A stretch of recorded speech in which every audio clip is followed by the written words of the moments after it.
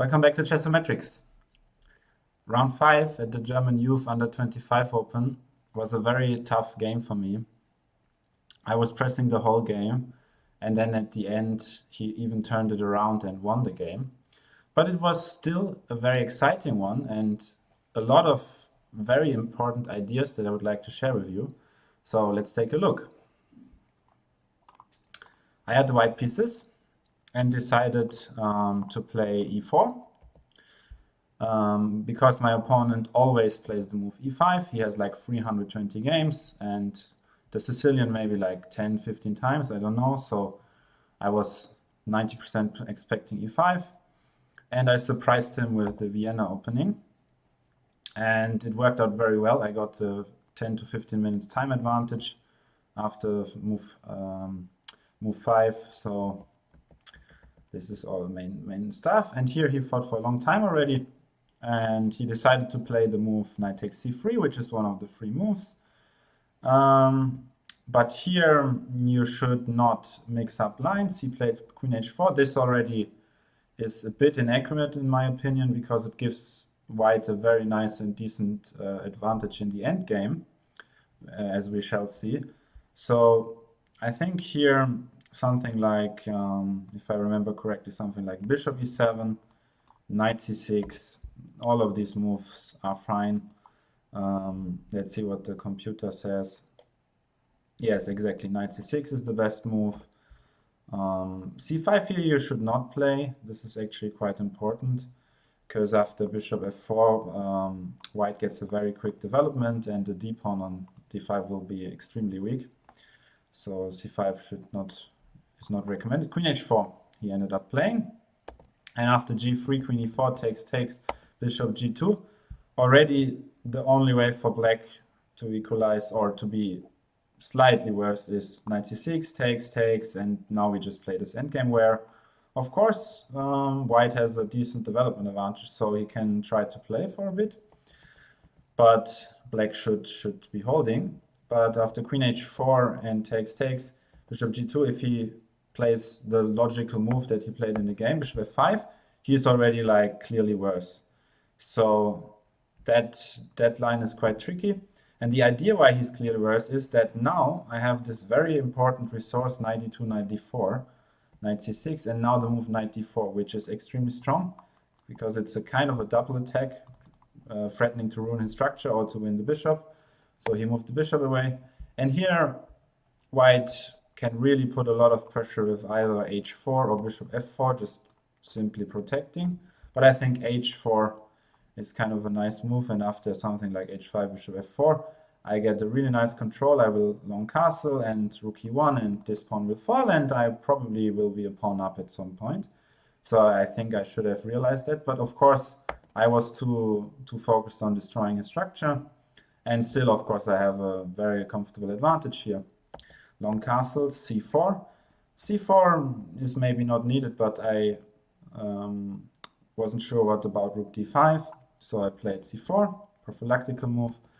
And rook e8 is a practical mistake, because after bishop h3 check, now the real calculation started. I fought for a long time here and decided to play the move long castle, not protecting the e5 pawn. I was also thinking about bishop d4, but in some lines e3 was distracting me a bit, so I don't know that he gets his pieces active, but probably shouldn't work at all.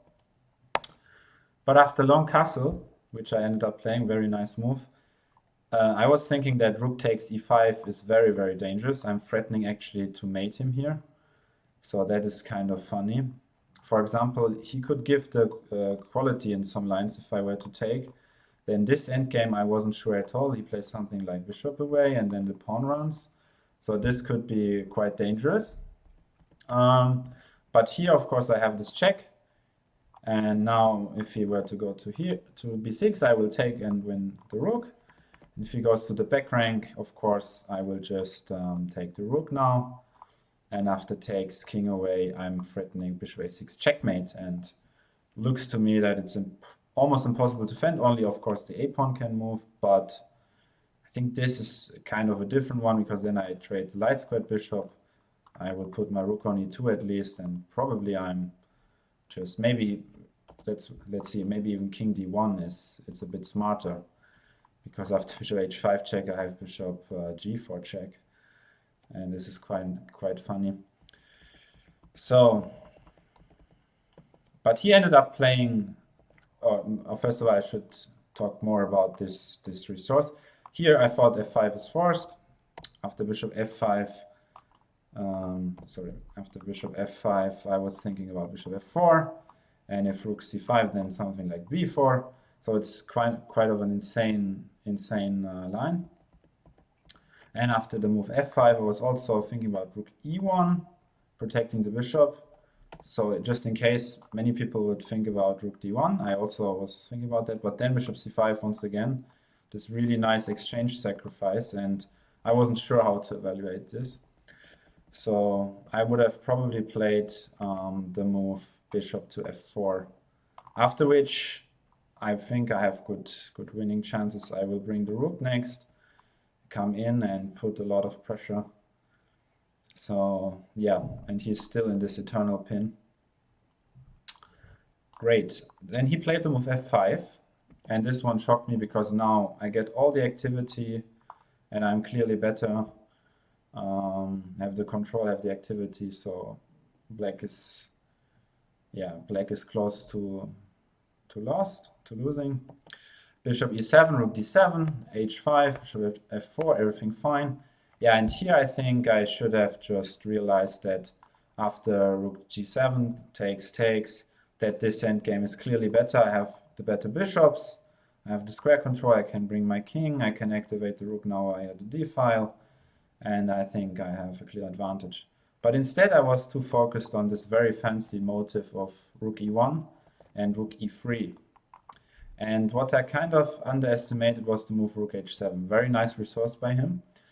Let's say he were to play king c8 and he loses on the spot. Bishop is trapped, and after rook g8 I take and have bishop to e6. And after this I have rook e4, and after king d7 he's in a total zugzwang. This is quite nice. But rook h7 takes. Of course I still have a clear advantage. But now came the critical point where after rook f8 I wasn't sure at all, and I ended up playing b4, which eventually ended up being in an equal position. But I was of course thinking about c5, very critical. h4, he needs to create counterplay. Bishop f1, takes, rook g8, check, king away. Bishop f4, bishop g5, everything correct. And now I was thinking about king d2, takes, check. And here I just saw that this is very dangerous and probably kind of objectively holding for black. And I just missed that after bishop e2, bishop g6, that now I can go, because now after rook g3, the square f3 is protected. This is what I missed, sadly. It was a really long line, 11 move line, but 22 half moves, but it was quite forcing, so I should have seen bishop e2, that it's protect the square on f3, but yeah, that was a tough luck.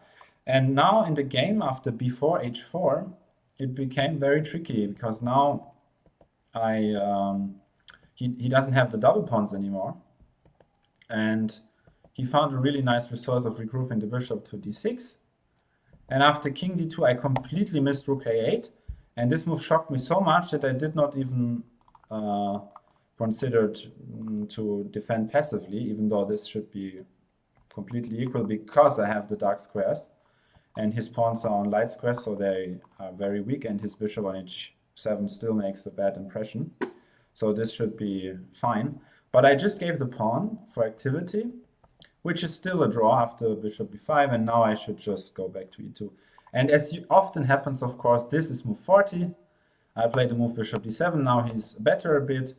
And now, once again, move 40 and move 41, they are the most mistakes happening.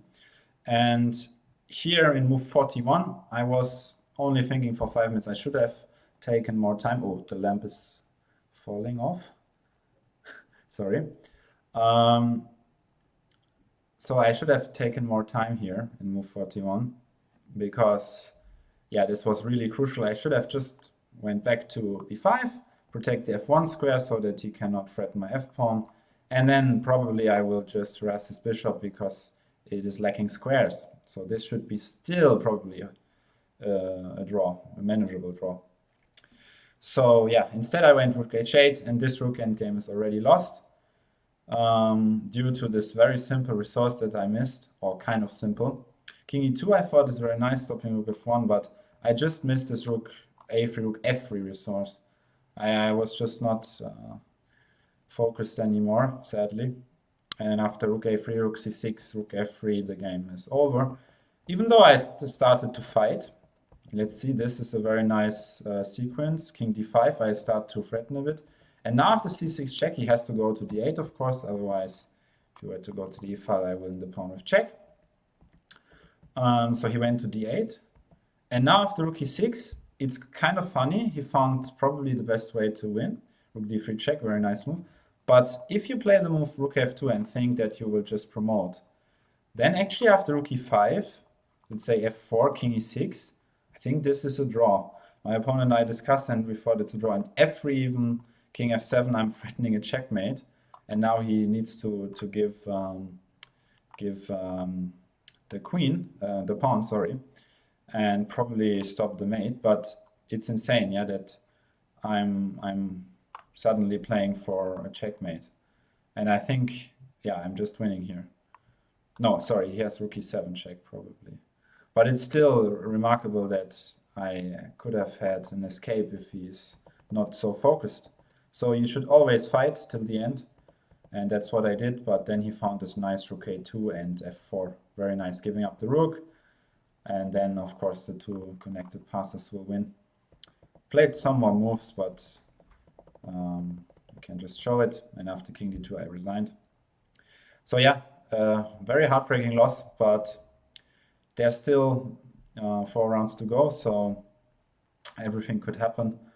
And yeah, I hope you like this video. Please don't forget to subscribe to our channel. And of course, as usual, don't forget, success through chess. Bye bye.